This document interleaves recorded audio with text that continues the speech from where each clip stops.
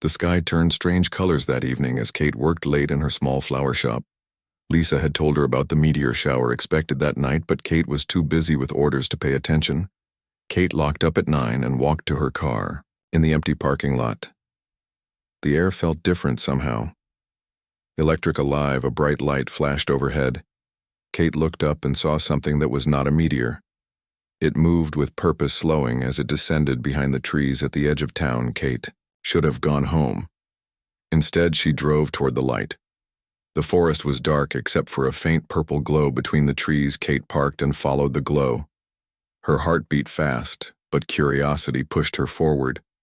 The ship sat in a small clearing. It was smooth and oval-shaped with no visible doors or windows. The surface shimmered like oil on water, changing colors as Kate approached. A section of the hull suddenly melted away, forming an opening. Kate froze, wanting to run but unable to move. She stepped out of the ship. The alien woman stood 7 feet tall with light blue skin that seemed to glow from within. Her eyes were large, almond-shaped, and completely black. Her body was slender but strong, covered in what looked like armor made of liquid metal. Kate held her breath.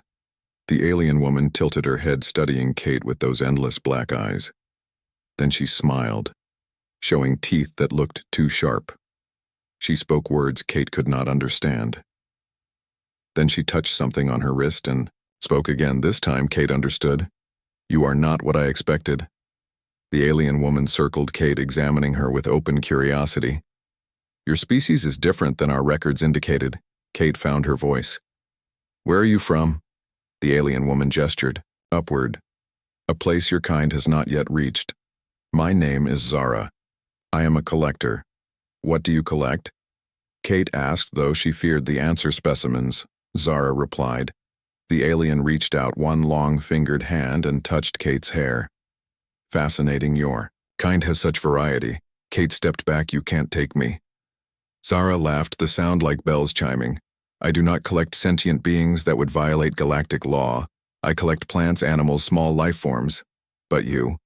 She paused, studying Kate again. "You are interesting." Kate should have run. Then instead she asked, "Why are you here?"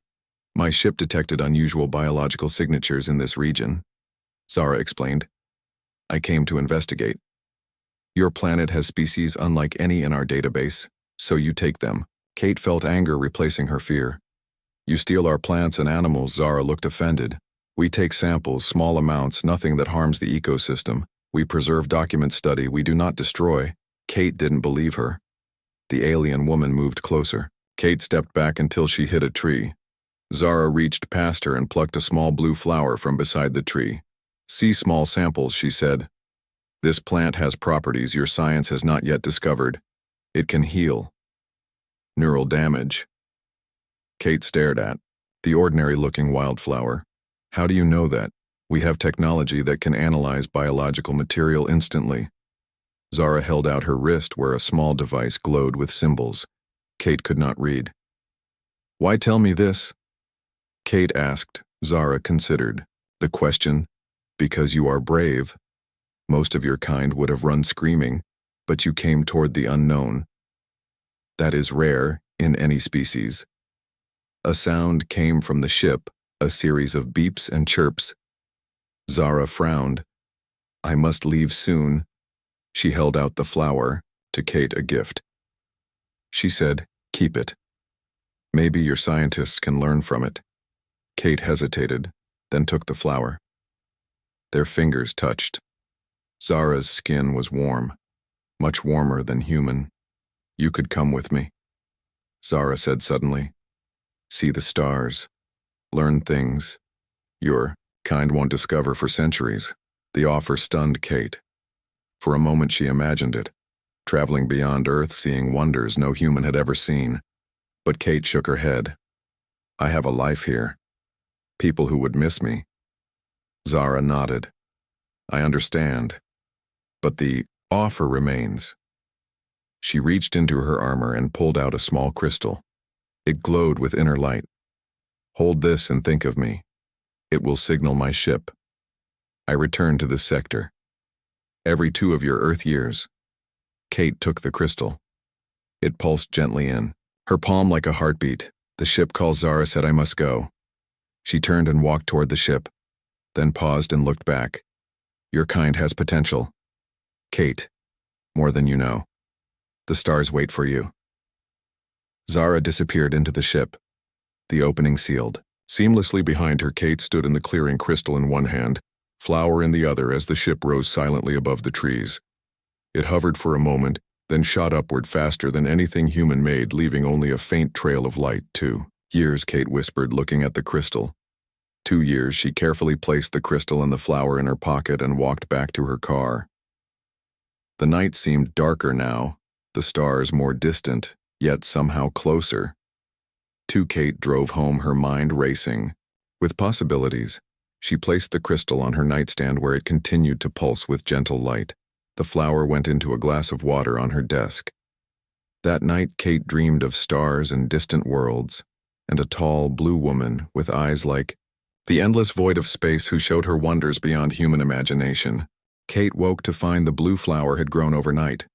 The single stem now had 3 blooms, each glowing faintly in the morning light. She touched one bloom gently and felt a strange tingling in her fingertips. She planted the flower in her garden, behind her small house where no one would see it. Each day it grew larger, spreading roots and sending up new stems. Kate watered it daily and soon noticed she slept better than she ever had before, her dreams vivid and colorful. 6 months passed. The flower garden expanded, taking over a corner of her yard. Kate began making tea from some of the leaves. The taste was bitter, but it cleared her mind, made her think faster, see connections she never noticed before. One night she sat on her porch, drinking the blue flower tea and looking at the stars. The crystal from Zara sat beside her, pulsing with soft light. Kate often held it, wondering what would happen if she called the alien woman. Lisa visited that evening, bringing wine and stories. From her job at the local hospital, Kate listened, but her mind wandered to stars and ships and blue-skinned aliens. What's with you lately? Lisa asked. You seem different. Distracted Kate smiled. Nothing, just busy with the shop. Lisa looked at the blue flowers growing at the edge of the yard. Those are new. What are they? Just something I found, Kate said quickly, changing the subject. Later, as Lisa left, she hugged Kate tight. Something is different about you, she said. But whatever it is, you seem happier alone. Again, Kate picked up the crystal. It felt warm in her hand. She closed her eyes and thought of Zara, the tall alien woman with eyes like space itself. The crystal pulsed faster, but nothing else happened. Kate sighed and put it down. Maybe it didn't work. Maybe Zara had forgotten her. A week later, Kate closed the shop early. A storm was coming, dark clouds gathering on the horizon. She hurried home, wanting to cover her special garden before the rain hit. As she pulled into her driveway, lightning cracked across the sky. And in that brief flash, Kate saw something in her backyard. Something tall and slender standing among the blue flowers. Kate froze, her heart racing. She grabbed a flashlight from her glove compartment and slowly walked toward the garden. The figure stood motionless among the flowers. Kate pointed the flashlight and gasped. Zara stood there, her blue skin almost matching the flowers around her. She turned those black eyes toward Kate and smiled. You grew them. The alien woman gestured to the garden. Kate nodded, unable to speak for a moment. Then you came back. I told you I would, Zara said, stepping forward, moving with fluid grace. It has been 1 year and 7 months by your Earth calendar. But I didn't signal you, Kate said, looking at the crystal still in her house, visible through the window. Zara made a sound like gentle laughter. I felt your thoughts, Kate. Your mind reached for mine through the crystal. Even when you were not consciously calling, Kate stared at her. Is that possible? For your species, it is unusual, Zara said, but not impossible. You have abilities. Your kind has not yet fully developed. The rain began to fall, light drops that quickly became heavier. Zara looked up at the sky with curiosity. Come inside, Kate said, leading the way to her house. Zara had to duck to enter the small house, her head nearly touching the ceiling. She looked around with interest, studying the simple furniture, the books, the pictures on the walls. Your dwelling is primitive, but comfortable, she said. Kate laughed. I guess compared to a spaceship it would be. Zara touched things as she moved through the house, running long fingers over fabric wood paper. Her touch lingered on a photograph of Kate with her parents. Family Zara, asked. Kate nodded. They live far away. I see them twice a year. Zara nodded. My family unit remains in our home system. I travel alone. It is our way. Kate made tea and offered a cup to Zara. The alien sniffed it, then took a small sip. Her eyes widened. You made this from the flowers. Kate nodded. Is that bad? No, Zara said. It is surprising. The plant has different properties when processed this way. She took another sip. On my world, we use it for healing. But this? She gestured to the tea. It enhances mental capacity. That explains a lot, Kate said. I feel smarter when I drink it. You are changing, Zara said, studying Kate closely. The plant is changing you. Not harmful, but evolution accelerated. Kate should have been frightened. Instead, she felt excited. What does that mean? Zara set down the cup. Your mind is opening. Kate becoming more like. She paused, searching for words. More like my kind. Aware, connected to the universe in ways humans usually are not. Outside, the storm grew stronger. Wind rattled the windows. Rain pounded the roof. Kate felt strangely calm with the alien woman in her living room. Why did you really come back? She asked. Zara was silent for a long moment. Then she said, I have never met a being from another world who interested me as you do.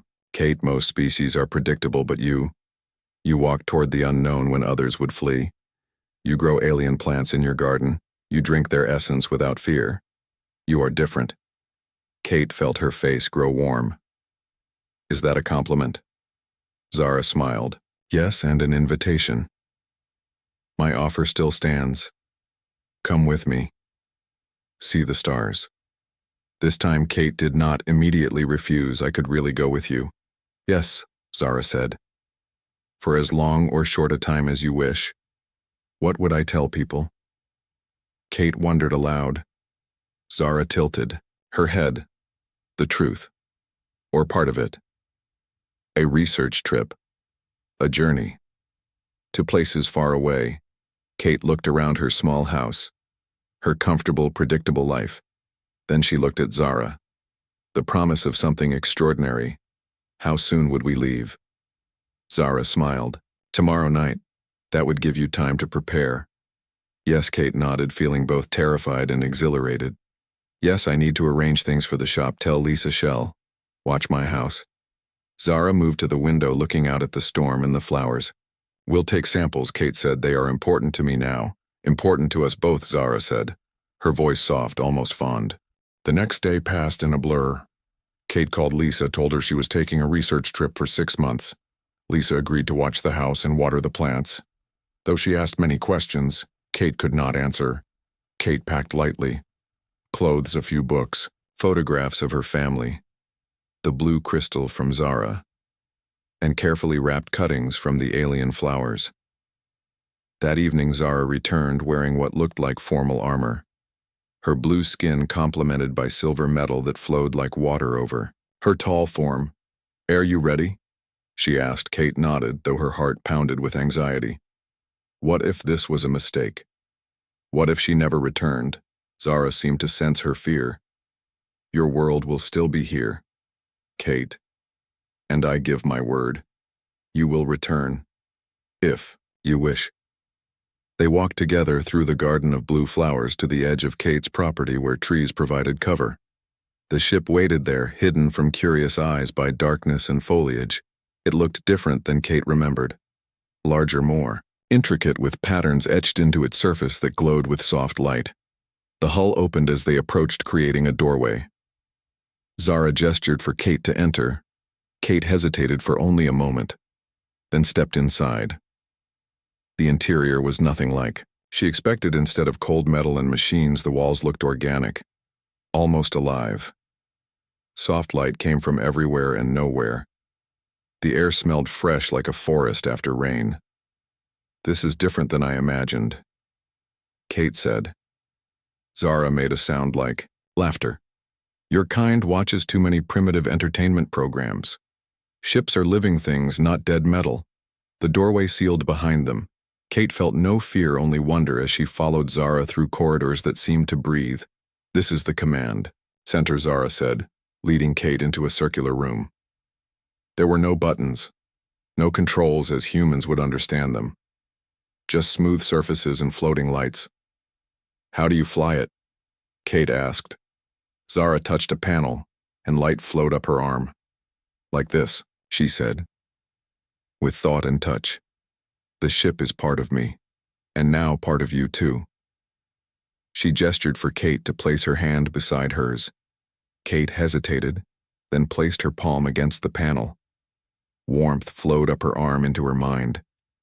She gasped as images flooded her consciousness. Stars, galaxies, worlds she could not name. The sensation was overwhelming but not painful. "The ship knows you now," Zara said. "You may move freely within it. It will respond to your needs." Kate pulled her hand away, feeling dizzy. "That was intense." Zara nodded. "Your mind is still adapting. The tea from the flowers has helped prepare you, but there is still much change ahead." Kate followed Zara through more corridors to a small room.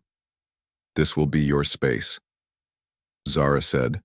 The room was simple but comfortable, with a bed that looked like it was grown rather than built. Shelves emerged from the walls, surfaces smooth and warm to the touch. "Rest now," Zara said. "We depart soon. There will be sensations your body is not accustomed to." Kate set her bag down and arranged her few belongings. The cuttings from the blue flowers she placed in a shallow dish that Zara provided. They seemed to glow brighter in the ship's environment. When she was settled, Kate found Zara in the command center. The alien woman stood with both hands on the main panel, her eyes closed in concentration. "Are we leaving now?" Kate asked. Zara opened her eyes. "Yes, we must rise beyond your atmosphere before engaging the main drive." Kate felt a moment of panic. "What about radar? People will see us." Zara made that bell-like laugh again. "We have traveled the stars for millennia. Kate, your primitive detection systems will see nothing." The ship hummed softly beneath Kate's feet, a vibration more felt than heard. She braced herself for acceleration but felt nothing except a slight pressure, like descending in an elevator.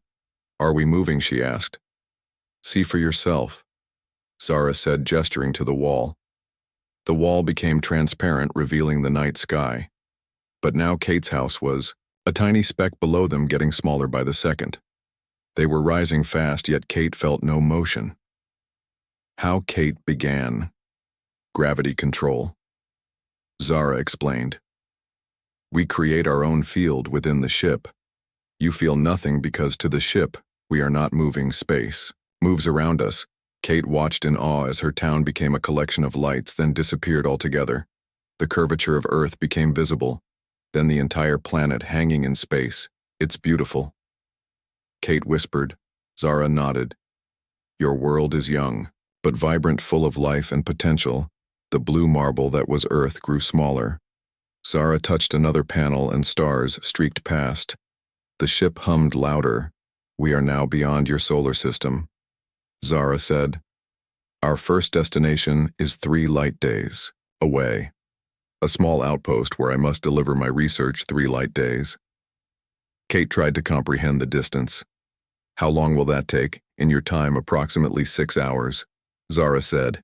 "Space folds differently. In deep transit." Kate felt overwhelmed with questions, but suddenly very tired. Her eyes grew heavy. "The transition affects humans this way," Zara said, guiding Kate back to her room. "Rest. The ship will watch over you." Kate barely made it to the bed before sleep claimed her. She dreamed of stars, rushing past, of worlds with impossible colors, of ships like living creatures swimming through the void. When she woke, Kate had no idea how long she'd slept. The room adjusted its light as she sat up. "Good rest, query?" a gentle voice asked. The voice seemed to come from the ship itself. Yes, Kate said, surprised. Thank you. How long did I sleep? 26 hours? The ship responded. Kate gasped. So long, it is normal for first transit. The ship assured her Zara awaits in the nutrition center. Kate found fresh clothing, laid out for her. The fabric was unlike anything she'd felt before, lightweight but warm, flowing like water over her skin, following the ship's guidance. Kate found her way to a room where Zara sat before a table of strange fruits and what looked like glowing crystals. You have adapted well, Zara said. The ship is pleased. The ship has feelings. Kate asked, taking a seat across from Zara. Not as you understand them, Zara explained, but awareness. Yes, the ship is alive in its way. Not like you or me, but alive nonetheless. Kate looked at the food before her. Is this safe for me? Zara nodded. The ship has analyzed your biology. The blue flowers you brought helped create compatible nutrition. These, she pointed to several fruit-like objects, are specifically for you. Kate took a bite of a red fruit. It tasted like strawberries and something else, something wonderful. Energy seemed to flow through her body with each bite. We arrive at the outpost soon, Zara said. Would you like to see other beings from the stars? Kate nodded eagerly. Yes, of course. Zara smiled. You are the first human most will have seen. You will cause quite a sensation. Kate suddenly felt self-conscious. Will I be safe? Zara reached across the table and touched Kate's hand. Her blue fingers, warm against Kate's skin. You are under my protection. No harm will come to you, Kate believed her. The outpost hung in space like a jewel, a collection of curved structures that reminded Kate of soap bubbles connected by slender bridges. Ships of various sizes docked at extended arms. Zara guided their ship toward one such arm. Kate watched in fascination as they approached. The ship's exterior became transparent, allowing her to see in all directions. This is amazing, Kate said, turning to take in the full view of the outpost against the backdrop of unfamiliar stars. Zara stood beside her. This is a small outpost, a way station for researchers and travelers. There are much larger stations elsewhere. The ship connected to the outpost with a soft sound. Kate felt a slight change in the air pressure. We may disembark now, Zara said. Kate followed Zara to the ship's entrance. The door opened, revealing a short corridor that connected to the station. Kate hesitated, then stepped through. The gravity felt slightly lighter than Earth. The air carried scents Kate could not identify, spicy, sweet, unknown. There were aliens, beings of various shapes, sizes, and colors moved through a large central area. Some looked almost human, except for coloration or proportions. Others were so different, Kate could barely comprehend what she was seeing. A floating cloud of light. A creature that seemed made of crystal. Another that flowed like liquid metal. They all stopped and stared at Kate. Zara placed a protective hand on Kate's shoulder. This is Kate, she announced. A human of Earth. She travels with me as my guest and companion. The beings made various sounds, some musical, some harsh. Some bowed, others raised appendages in what might have been greeting. A tall being with 4 arms approached. Its skin was green with gold patterns that shifted as it moved. Its face had no nose but large eyes in shades of purple. Zara, the being said in a melodic voice. You bring a primitive species to our outpost, a bold choice. I bring a friend. Zara corrected. The human is under my protection. The green being studied Kate. It has no translator. How will it communicate? I can understand you, Kate said, finding her voice the crystal Zara gave me. It helps somehow. The green being stepped back in surprise. It speaks, she said to Zara. How unexpected. Zara made a sound like laughter. Kate has many surprises. May I present Elder Vreen of the Botanical Council? Kate bowed, hoping it was appropriate. It is an honor to meet you, Elder Vreen. The green being made a gesture with its 4 hands. Fascinating, she said. A primitive with manners. Kate felt a flash of irritation, but kept her expression neutral. Come, Zara said, guiding Kate away from the elder. I must deliver my research. You will enjoy the observation deck. They walked through corridors where more strange beings passed them. Some ignored. Others stared openly. A few made gestures that might have been friendly or threatening. Kate couldn't tell. The observation deck was a large room with transparent walls and ceiling. Stars stretched in all directions, more brilliant and numerous than Kate had ever seen from Earth. "This is beautiful," Kate said, pressing her hand against the transparent surface. A small being approached, hovering slightly above the floor. It had no legs that Kate could see, just a rounded body with multiple eyes and tendrils that waved gently. Human, a voice spoke in Kate's mind. "May I study you?" Kate looked at Zara, uncertain. "This is Miri," Zara explained. "A scholar of species." "It means no harm." Kate nodded cautiously. "Yes, you may study me, but no samples, no taking. Pieces of me." The being made a sound like bubbling water. "Agreed," it said in Kate's mind. Kate stood still as Miri floated around her. The tendrils never touched her, but Kate felt a gentle tingling as they came near. "Fascinating," Miri said. "Your species is young but has potential. Much potential. The neural pathways are interesting. Primitive yet complex." Kate wasn't sure if she should be offended. "Thank you, I think. You have consumed the blue flower," Miri said suddenly. "Its essence is changing you. Improving. Neural connections." "Fascinating. How can you tell?" Kate asked, surprised. "I see energy patterns," Miri explained. "Your brain glows differently than expected for your species." Zara returned, carrying what looked like a tablet. "You are popular, Kate," she said. "Several researchers wish to speak with you." Kate spent hours talking with various beings, answering questions about Earth humans, culture, technology. Some questions made her laugh, others made her uncomfortable. The concept of money seemed to confuse many of the aliens. The idea of nations and borders even more so. Eventually, Zara rescued her. The human needs rest, she told a particularly persistent researcher with too many eyes. Back on the ship, Kate collapsed onto her bed. "That was intense," she said. Zara sat beside her. "You did well. Many species find their first contact overwhelming." Kate looked at Zara. "How many worlds have you visited?" Zara thought for a moment. "In your counting system, over 300. Kate tried to imagine it. 300 worlds, 300 different kinds of life. "How many are like Earth?" Zara shook her head. "None are exactly like Earth. Each world is unique, but there are similarities. Patterns that repeat. Life finds its way in many forms." Kate sat up. "Where are we going next?" Zara smiled. "My home world. I would show you where I began." Kate felt a thrill of excitement. "Your planet. What is it like?" "Blue," Zara said. "Like your oceans, but everywhere. Our cities float on liquid. Our buildings grow rather than being built. We live with our world, not on it." "It sounds beautiful," Kate said. "It is," Zara agreed. "But different. The gravity is stronger. The air has more moisture. You will need assistance to visit the surface. Will your people welcome me?"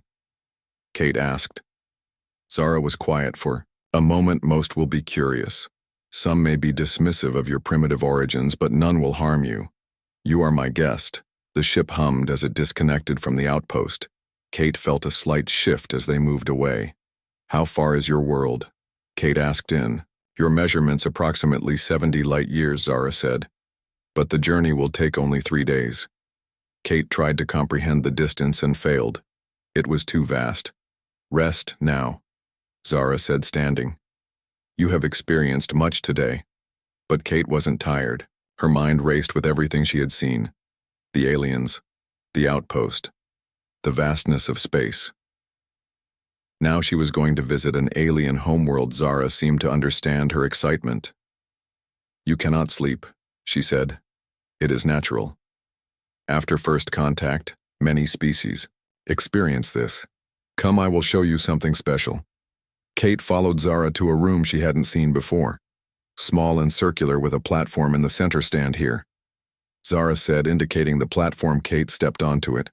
Zara touched a panel on the wall, and suddenly the room vanished. Kate gasped, finding herself floating in space. Stars surrounded her in all directions, the outpost a glittering structure behind them, their ship a sleek shape beneath her feet, but there was no ship, no room, just the illusion of floating in the void. This is a viewing chamber. Zara explained, her voice coming from everywhere and nowhere. It shows what is outside, but as if nothing separated us from space. Kate reached out her hand expecting to touch a wall, but felt nothing. She could see her arm extended into the blackness of space. It's not real, she whispered. Real enough, Zara said. The chamber reads space directly. You see what is truly there without barrier or interference. Kate turned, slowly taking in the full panorama of stars, galaxies, and nebulae, colors she had never seen from Earth. Purples, blues, greens, swirls of cosmic dust forming patterns of impossible beauty. This is how you see the universe. Kate asked. Zara made a sound of agreement. This is how all space travelers see eventually. I never want to leave, Kate said, watching as their ship accelerated away from the outpost. Stars beginning to streak past. You will see much more, Zara promised. Kate believed her. 3 days passed quickly. Kate lost track of time aboard the ship. Hours and minutes seemed meaningless in the void between stars. She slept when tired, ate when hungry, and spent most of her time with Zara learning about the galaxy. The blue flowers Kate had brought thrived in the ship's environment, growing faster than they had on Earth. Zara studied them with interest. They have adapted to your world, she said, examining a bloom. The genetic structure has changed slightly, becoming more compatible with human biology. Kate touched one of the flowers.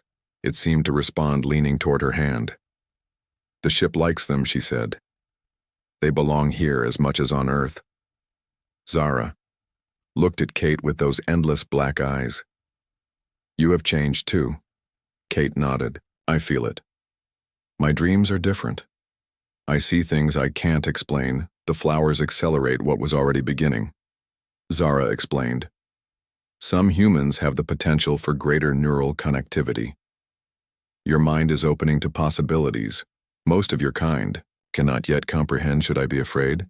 Kate asked. Zara shook her head. No change is the way of all living things. You are becoming more than you were. Not less. On the 3rd day, the ship alerted them to their approach.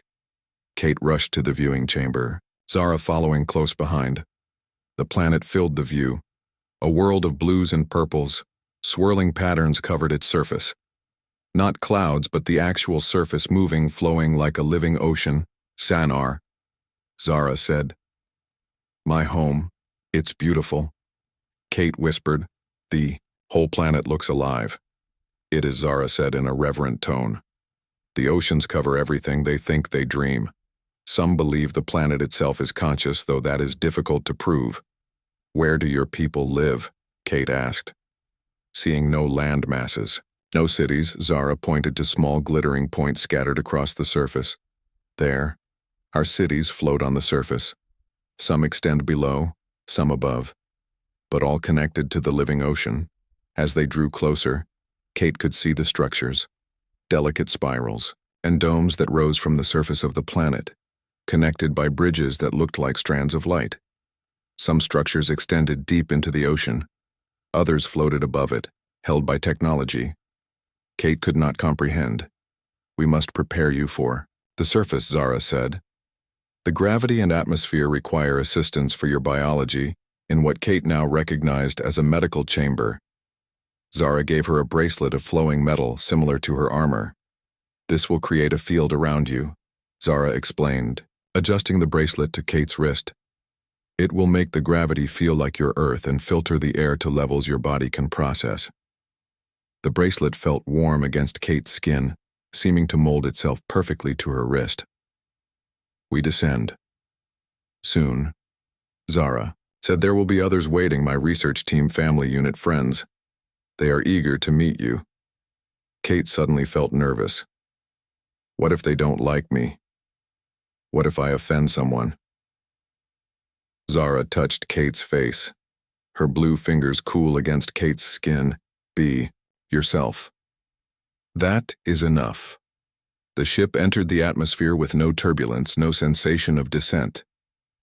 Kate watched through the viewing chamber as they approached one of the larger structures, a graceful collection of spirals and domes that seemed to grow from the living ocean. The ship connected to a docking arm, and Kate followed Zara to the exit as the door opened. Kate felt a brief disorientation as the bracelet's field activated, then everything stabilized. The air smelled of salt and something. Sweet gravity felt normal, if slightly heavier than she was used to. A group of blue-skinned beings waited on a platform. All tall like Zara, though, with variations in height and build. Their eyes all black, but with subtle differences in shape. Some wore armor like Zara's. Others wore flowing garments that shifted colors as they moved. "This is Kate of Earth," Zara announced. "My guest and friend."